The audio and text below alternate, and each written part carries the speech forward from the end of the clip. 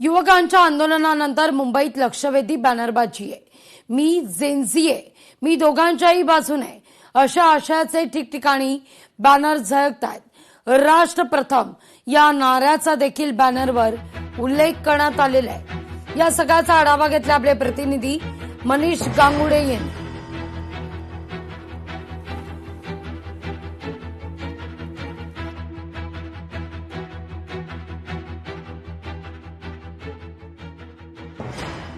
देशाचे शिक्षण मंत्री धर्मेंद्र प्रधान यांचा राजीनामा घेतल्यानंतर जेन झी जनरेशन असलेल्या विद्यार्थ्यांचा मोठा गलबला जो आहे तो आपल्याला देश पातळीवरती बघायला मिळाला आहे। त्याचंच आता उदाहरण आपल्याला ठाण्यातील मुख्य चौकामध्ये बघायला मिळते।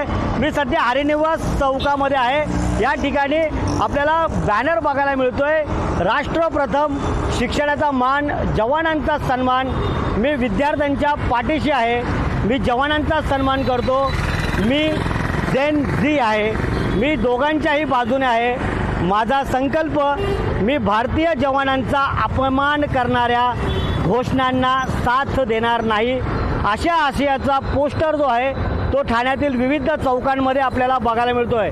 एका बाजूला जवानाचं चित्र आहे तर त्याच्या पाठीशी जेन झी हा तरुण आपल्याला बघायला मिळतोय। अशी विविध आशयाची जी पोस्टर्स आहेत ती ठाण्याच्या प्रमुख चौकांमध्ये बघायला मिळत आहेत। ही पोस्टर जी आहेत ती जेन झींकडून लावण्यात आलेली आहे असा उल्लेख देखील आपल्याला या पोस्टरमध्ये बघायला मिळतोय। मी जेन झी आहे, मी दोघांच्याही बाजूने आहे, असं वाक्य जे आहे ते या बॅनरवरती आपल्याला बघायला मिळतंय।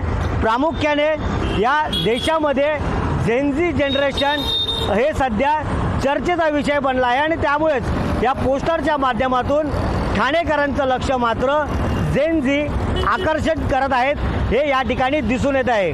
मनीष गांगुर्डे, लोकशाही मराठी, ठाणे। लोकशाही मराठी ऐका, पहा, जागरूक रहा।